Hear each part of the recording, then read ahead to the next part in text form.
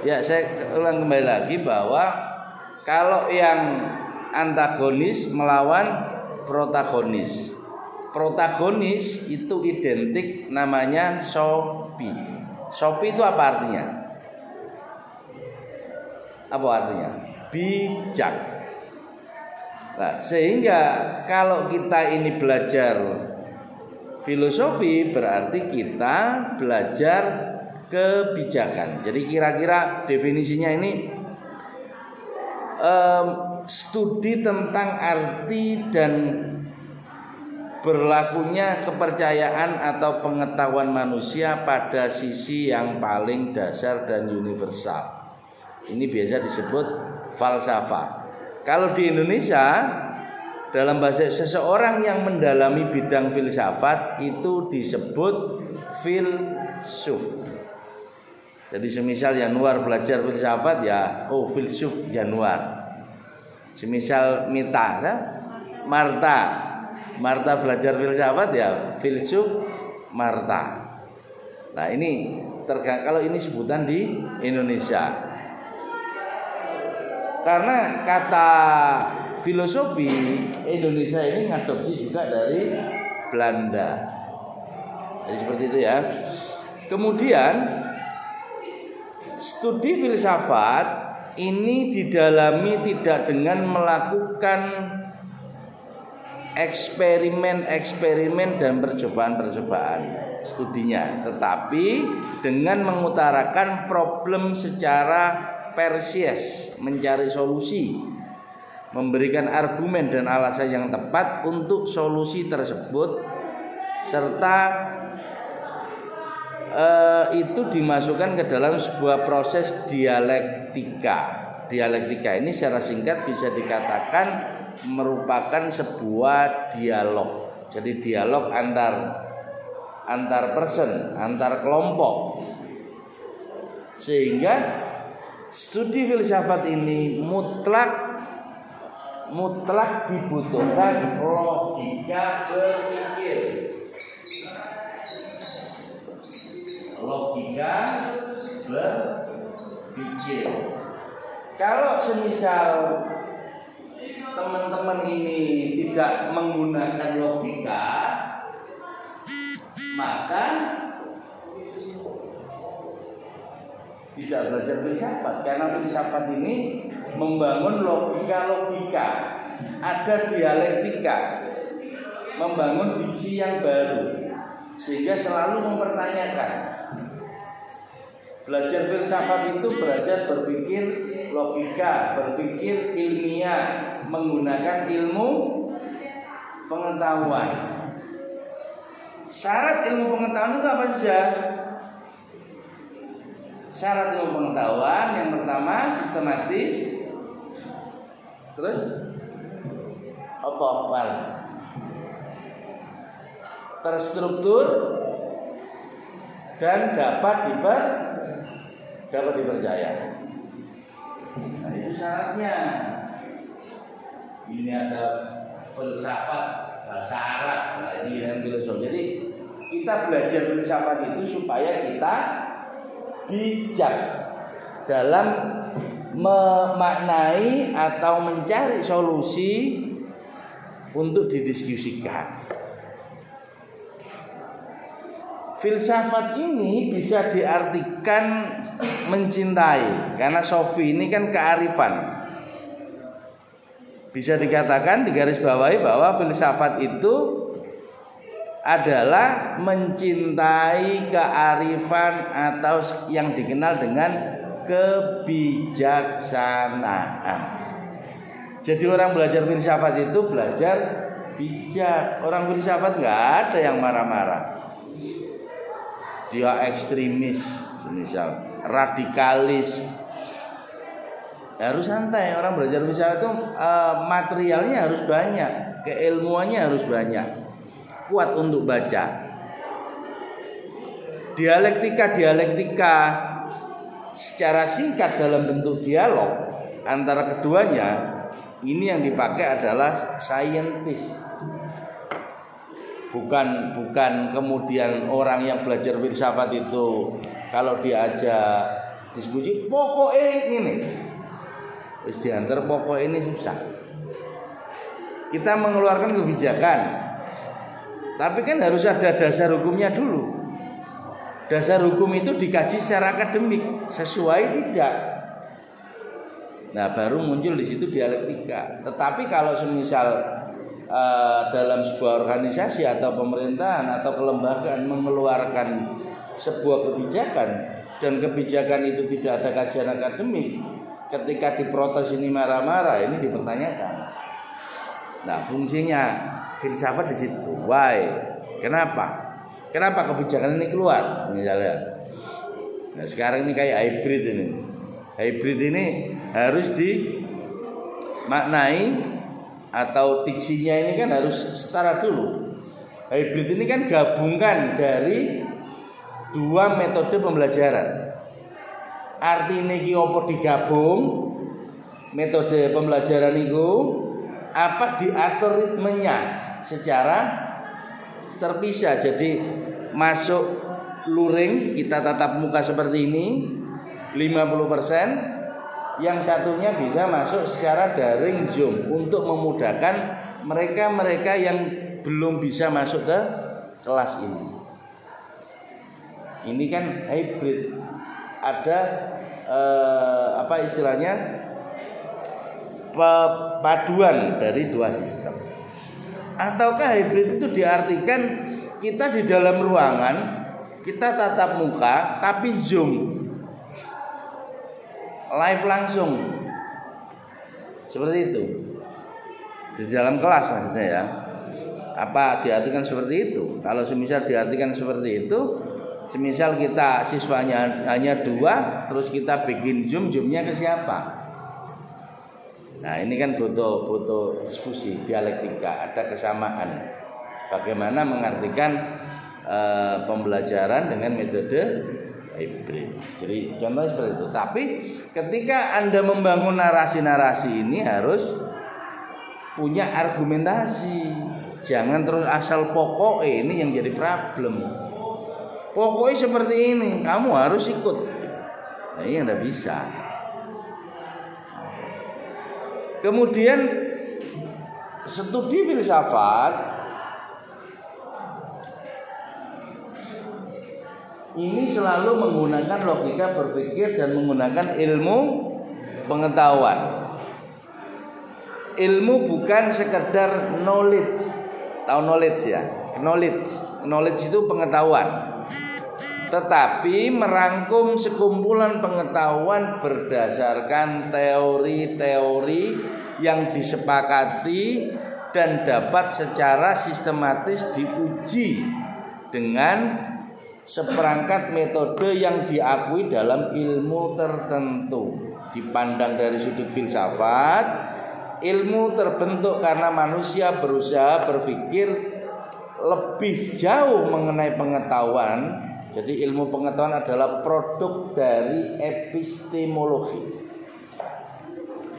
Sehingga dalam pertemuan kemarin, kontra awal sudah pernah saya singgung bahwa kalau kita sudah menemukan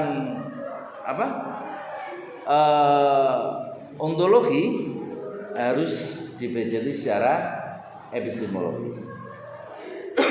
Setelah secara epistemologi ini lulus, ada aksiologi. Sama halnya dengan ya pemaknaan yang lainnya ya kayak kuliah hybrid ini. Ya, di sini ada ontologi, kemudian berdasar epistemologi, kemudian aksiologi. Nah, seperti itu. Contohnya gini, ilmu alam hanya bisa menjadi pasti setelah lapangannya dibatasi ke dalam hal yang berbahan maksudnya. Jadi kan material. Ilmu alam ini harus dibatasi, berarti pemahaman itu secara material saja, sehingga yang diteliti ini alam-alamnya saja. Itu disebut ilmu alam. Apakah bisa digabung dengan ilmu psikologi? Tidak bisa. Ilmu psikologi ini membahas apa? Bisa berhipotesa atau bukan ramal ya. Ilmu psikologi kan tentang perilaku manusia. Jika lingkup pandangannya dibatasi. Jadi ilmu psikologi ini tidak mengkaji masalah ilmu alam, tetapi masalah perilakunya manusia. Jadi fokusnya ke manusianya.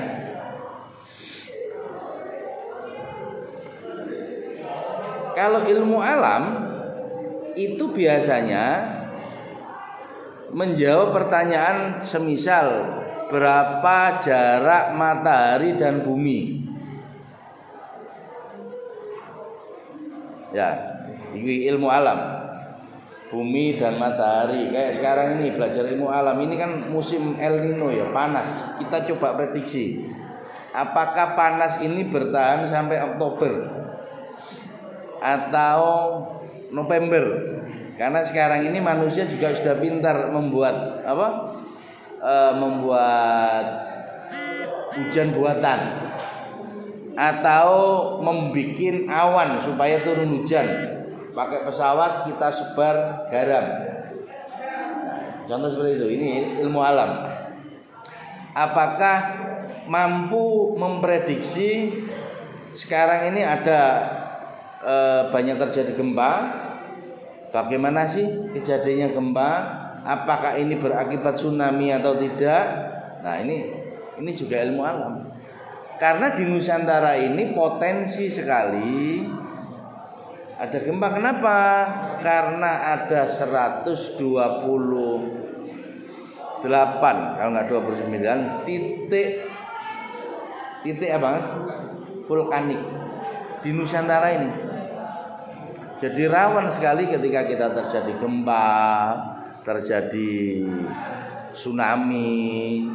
Ini di pulau-pulau ini kita aja punya pulau berapa? 17.000 sekian pulaunya itu. Tapi yang diakui PBB hanya berapa? 13.000 ya. Ini kaya kita. Bonus demografi kita kaya.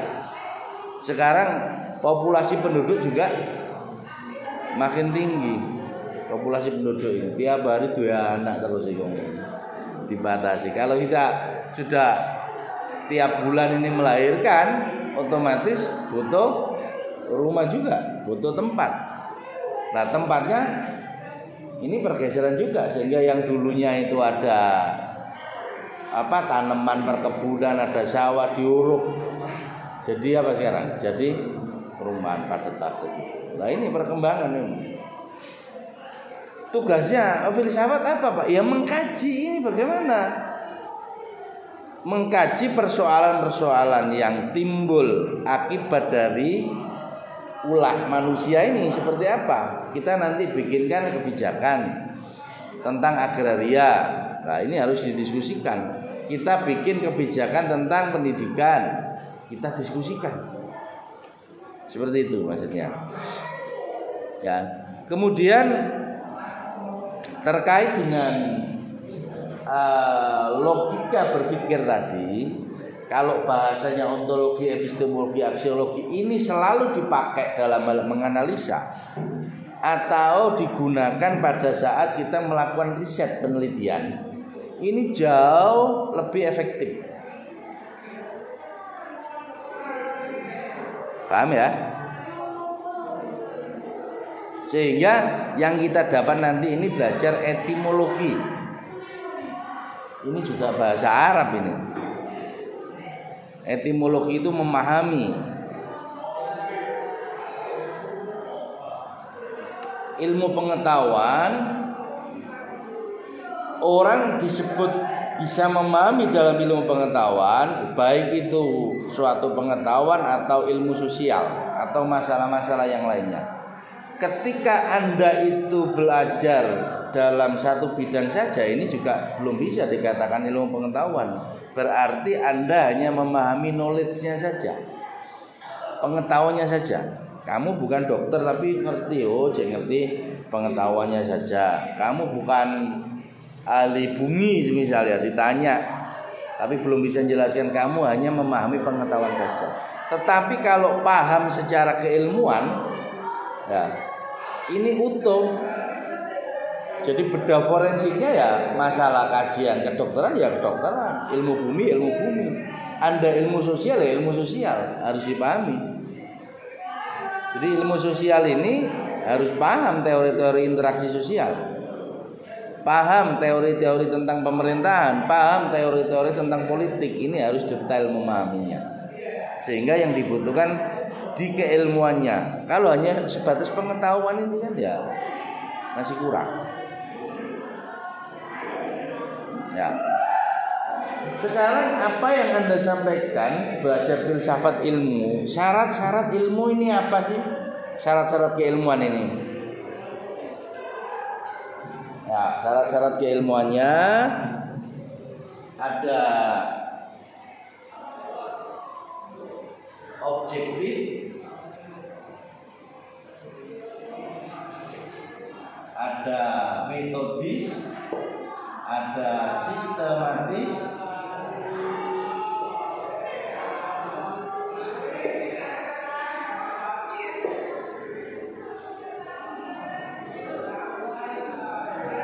kelihatan ya?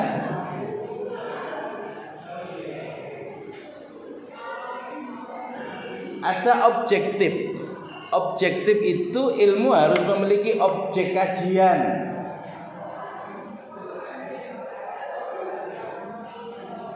Objeknya itu sifatnya ada, atau bisa dikatakan adanya itu mungkin karena masih harus diuji keberadaannya. Ini objektif, bukan subjektif. Jadi ilmu, syarat ilmu itu harus objektif.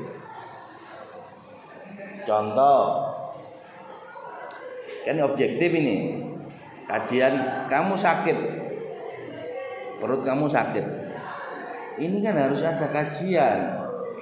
Loh kenapa ini yang luar sakit? Ini Pak, ini diguna-guna sama teman saya ini, disantet kalau saya sekarang.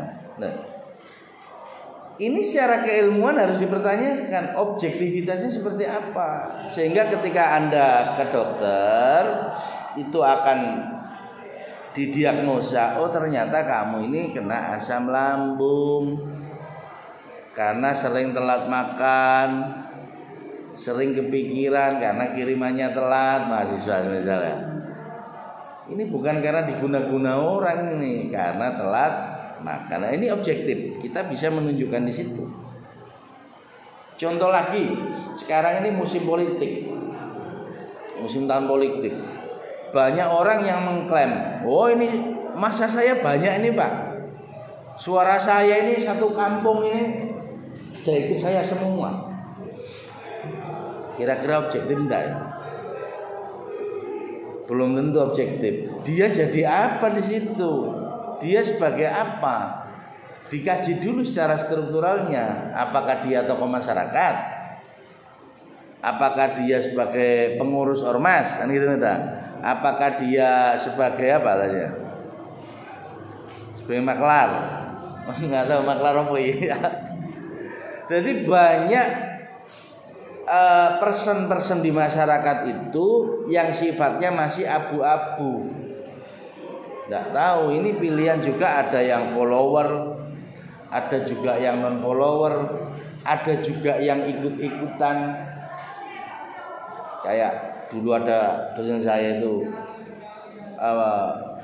waktu dia riset menemukan teori novelty-nya itu teori Anut Grubiuk. Nggak tahu ini masih layak enggak terhadap foodnya pemilihnya ya. Jadi Anut Grubiuk itu kayak Clarissa ini desanya ini ya.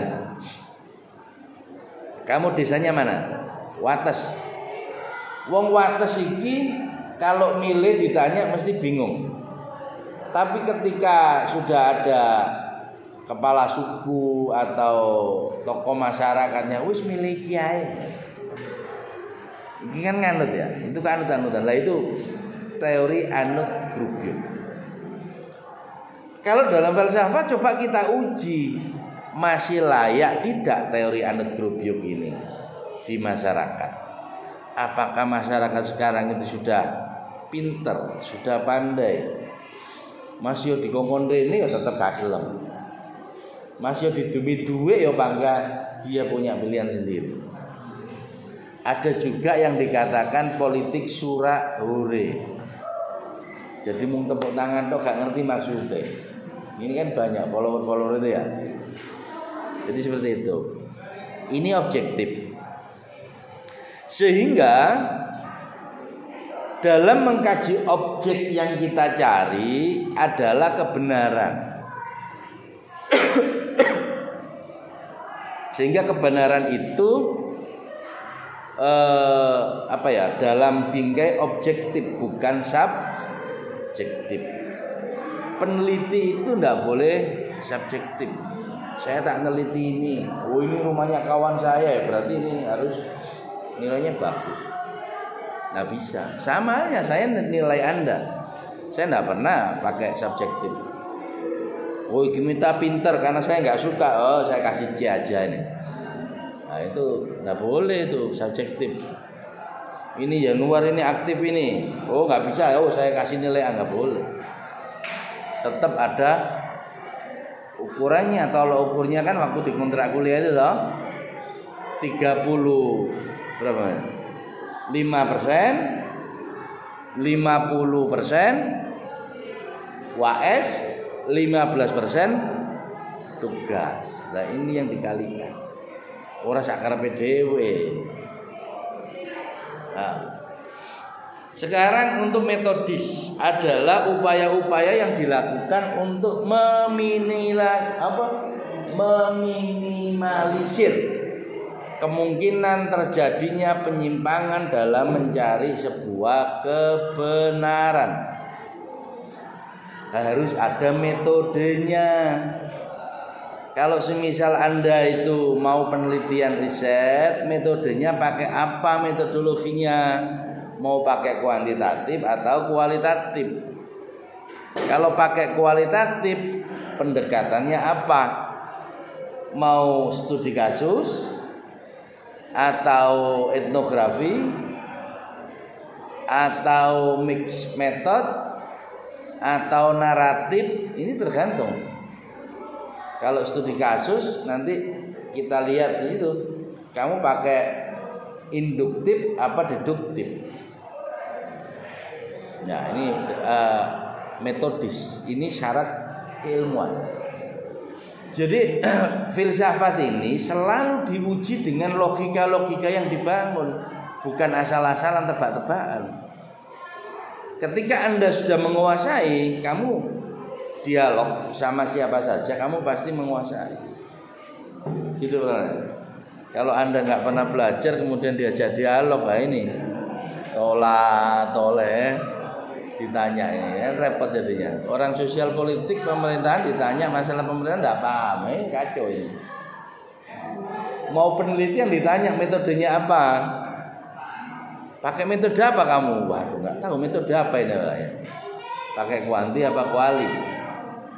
Kalau kuantitatif berarti menggunakan apa?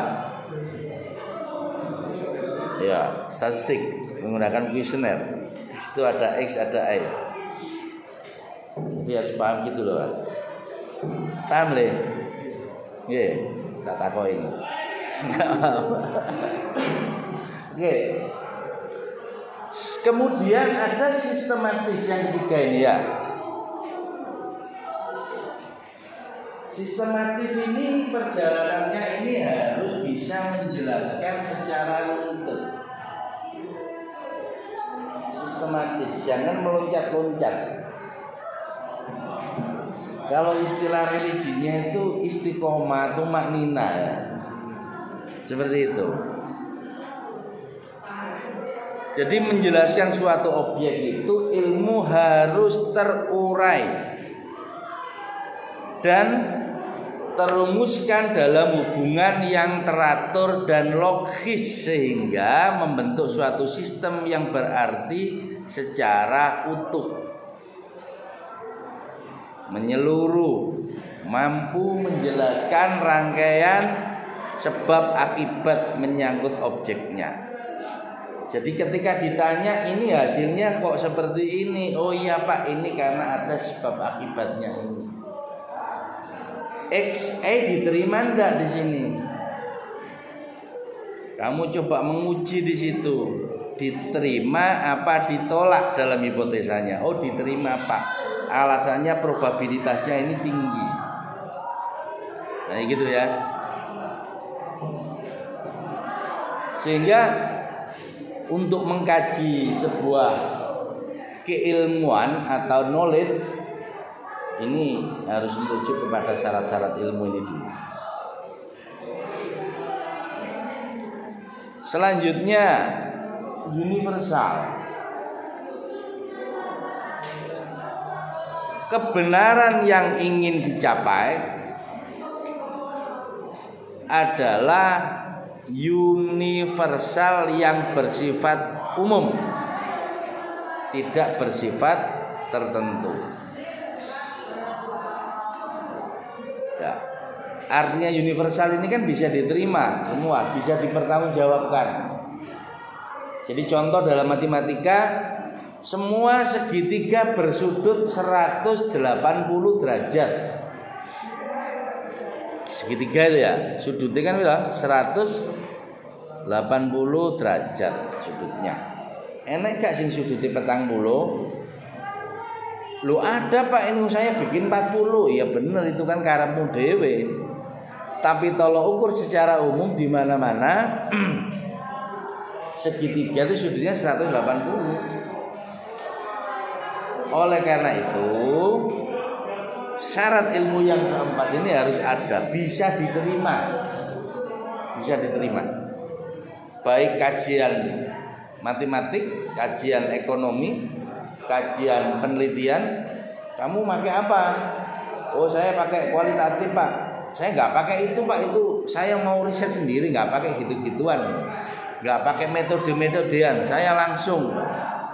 Itu pakai metode. Kalau kamu penelitian itu langsung membaur di situ, semisal ini kamu mau riset masalah prostitusi, semisal kamu membaur di situ, ikut di lingkungannya itu untuk mengetahui ini penyebabnya apa sih, kok bisa seperti ini, mengapa sih selalu datang, yang datang ini siapa, yang melindungi ini siapa.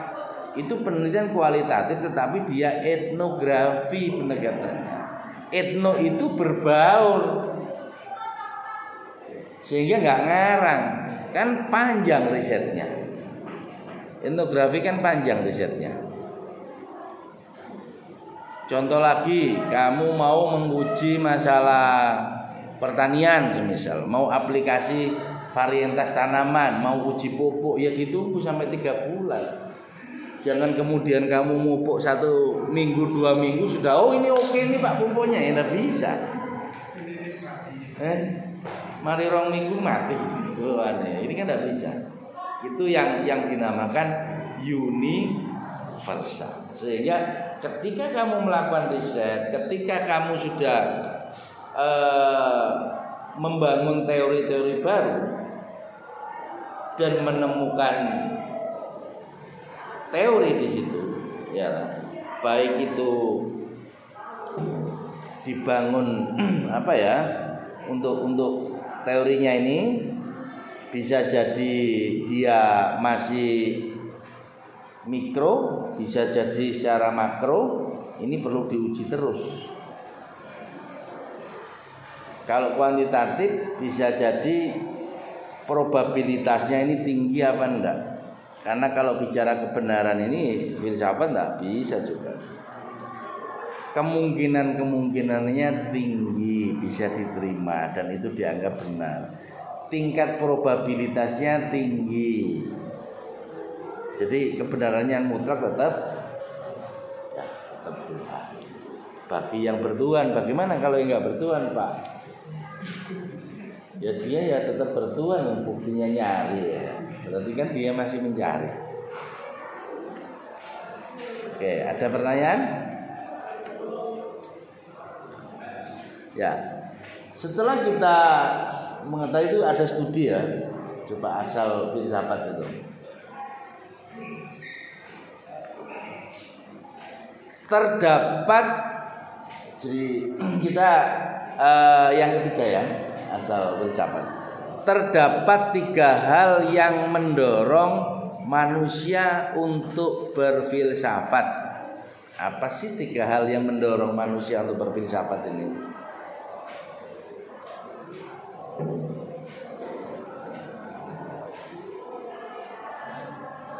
Jadi 3 hal itu, yang pertama adalah rasa keheranan. Heran kita.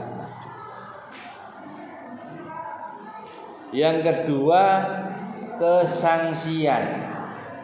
Dia masih sangsi. Yang ketiga, kesadaran akan keterbatasan. Jadi yang pertama adalah keheranan, yang kedua kesangsian, yang ketiga kesadaran. Sudah paham 3-tiganya? Kita coba uji. Sekarang yang pertama keheranan.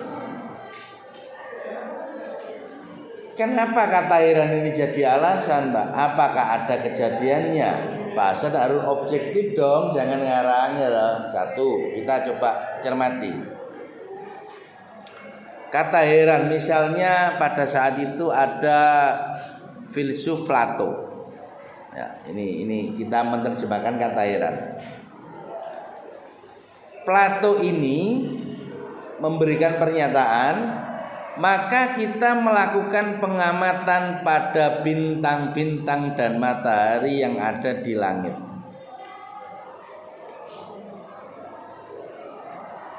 Kalau kita melakukan pengamatan terhadap bintang-bintang, berarti ini kan ada rasa keheranan. Luar biasa, ini ciptaannya siapa sih bintang-bintang ini? Berarti itu nanti filsufnya lari ke keilmuan ya kan, ilmu alam. Berarti ilmu astronomi ya. Kita coba melihat bintang-bintang. Bintang ini jaraknya berapa kira-kira? Jauh mana antara jarak bintang dengan jarak matahari? Jauh mana tah? Bintang. Hah? Jauh mana?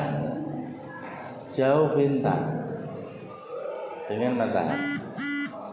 Sehingga lupa bintang kok kecil, itu kan kelihatannya karena memang nan jauh di sana bintang-bintang itu. Ada juga di era abad 18 tahun 1700-an, 740 berapa gitu ya. Immanuel Kant itu dalam batu nisan kuburnya, kamu nanti bisa cek itu, Immanuel Kant itu bertulis langit berbintang-bintang di atasnya. Tulisannya langit berbintang-bintang. Ini kan penuh makna, berarti kan harus diuji. Paham ya? Untuk yang kedua, kesangsian. Kenapa sangsi? Apa yang melatar belakangi orang yang manusia terdorong untuk belajar filsuf? Biasa kesangsian. Kesangsian ini era sebelum Masehi ya, sudah Masehi ini ya, eranya Augustinus sama Descartes. Dia menunjukkan sebuah sikap kesangsian, dia sangsi. Sama halnya kalau di Skotlandia itu ada David Hume misalnya. Itu teorinya skeptis dia. Sama halnya dengan Descartes. Sebagai sumber utama pemikiran, sikap ini disebut sikap ya sama, skeptis, penyelidikan.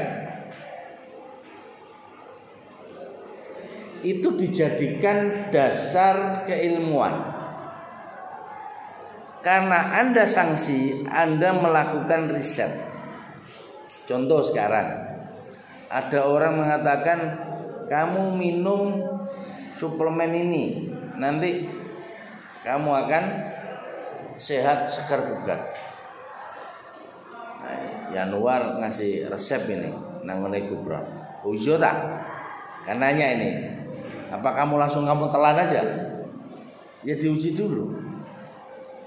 Karena kita masih sanksi. Sama halnya terkait dengan pilpres hari ini. Ya harus kita uji dulu, jangan kemudian ini bagus produknya ini. Kamu harus milih ini ya nanti dulu dong. Kita ini orang akademisi, harus kita uji dulu sejauh mana pemikiran-pemikiran dari mereka-mereka yang sudah direkomendasikan itu. Sah-sah saja. Kita mengadopsi dari teori-teorinya Descartes, dari teorinya David Hume ya. Itu sejauh mana kita menggunakan pendekatan skeptis? Benar enggak ini? Ini kampanyenya apa? Apakah ini masalah security global, keamanan dunia, ataukah masalah alam? Sekarang ya lagi gencar-gencarnya ini ada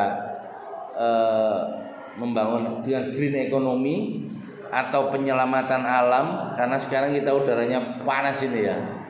Apa? El Nino apa? El Nino ya. Mojokerto panas enggak? Berapa derajat tuh? 36. Kamu bagian mana? Bagian mana? Bagian selatan. Loh, bagian selatan ini dingin loh. Ini pegunungan. Berapa? 39. Oh, panas ini. Oh ya, kalau anak kecil dibawa ke rumah sakit itu udah ya. Suhu badannya maksudnya ini di luar.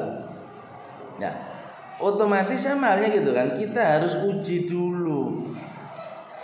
Kita uji sejauh mana ini tingkat pemahamannya. Tapi kalau kamu sama dosen ya nggak nguji namanya, tanya ini. Ya boleh aja kamu nguji. Coba saya tanya ini, paham enggak ini Pak? Sama siapa saja? Sama kemahasiswaan, ya kita bangun diskusi-diskusi seperti itulah.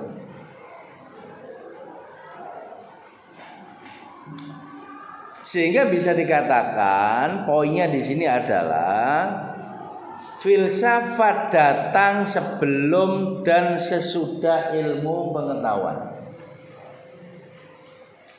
Dari konsep-konsep itu ya.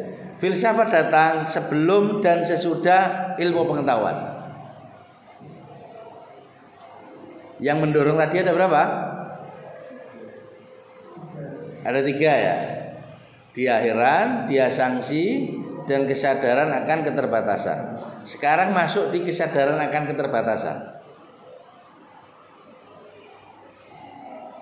Filsuf-filsuf lain mengatakan bahwa manusia mulai berfilsafat kalau ia menyadari betapa lemahnya dia dibandingkan dengan alam semesta di sekelilingnya. Sampai hari ini kita masih debatable. Ada yang mengatakan bumi itu bulat, ada yang mengatakan bumi itu lonjong. Kalau Galilei sekarang bumi itu datar. Coba kita uji sampai hari ini, ilmuwan-ilmuwan sepakat yang mana? Apakah bulat? Apakah lonjong? Apakah datar? Nah, ini yang dikatakan kesadaran akan keterbatasan. Pada saat itu Columbus dia mengitari laut ya, nggak tahu ternyata bulat. Muncul globe itu.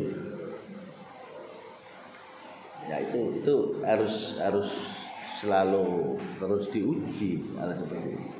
Sama halnya kayak vaksin sekarang ini, vaksin kasus COVID-19 ya 19 ini selalu ini ada yang baru spesiesnya Pak, ini ada yang baru, ini kan karena apa? Mereka menyadari akan keterbatasan itu. Ternyata dia juga berkembang, ini juga berkembang. Sama halnya tingkat keilmuan ya seperti itu. Jadi gitu ya adik-adik sekalian. Pada mata kuliah filsafat. Ini chapter kedua ya, karena yang kemarin sudah kita kontrak kuliah. Untuk chapter kedua ini. Yang ketiga ini yang terakhir ini ya. Coba kita belajar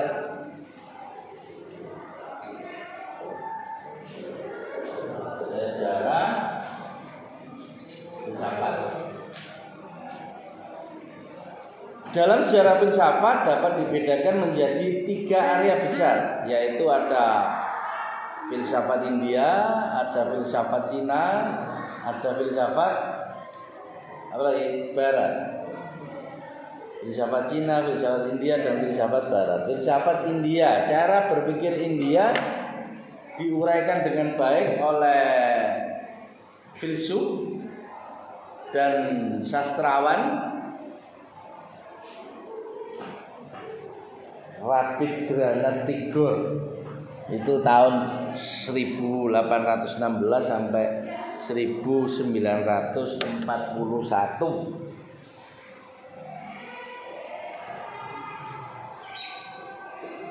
Ada India, ada Cina, ada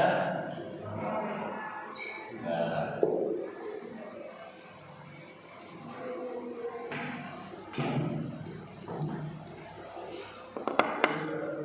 Filsafat India itu berpangkal pada keyakinan, ya, berpangkal pada keyakinan bahwa terdapat kesatuan fundamental antara manusia dan alam semesta.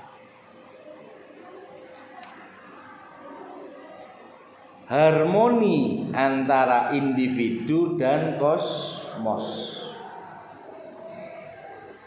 Dibangun keyakinan di situ. Ya, berpangkal pada keyakinan bahwa terdapat kesatuan fundamental antara manusia dan alam, harmoni antara individu dan kosmos. Ada kosmos, ada mikrokosmos. Jadi sebenarnya tinggi nih sudah filsafat India ini, membangun sebuah keyakinan. Sehingga kalau cerita ini banyak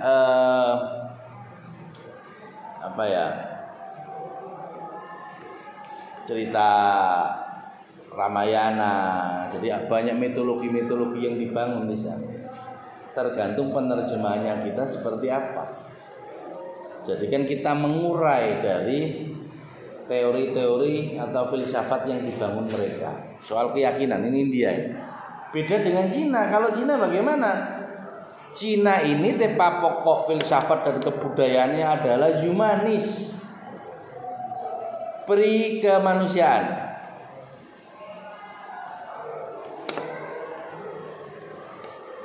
Jadi pemikirannya lebih antroposentis dari filsafat India maupun Barat. Bagaimana harus bertindak, bagaimana manusia bertindak supaya keseimbangan antara surga dan dunia tercapai. Jadi Cina ini seringkali simbolnya apa di situ? Yin dan Yang. Itu kan simbol keseimbangan. Kalau nggak imbang ini jadi problem. Sama halnya dengan kalian ini. Kalau nggak imbang miring-miring. Kalau semisal kuliah ini kirimannya telat itu miring-miring ya. Ngantuk ya. Sama halnya gitu. Yang terakhir ada filsuf Barat. Barat ini nanti coba kita bedah khusus ya. Barat ini ada 4, ada zaman kuno, ada zaman patristik, ada zaman skolatik, ada zaman modern, ada zaman sekarang, ada zaman postmodern. Ini bisa kita bahas nanti untuk lebih detailnya.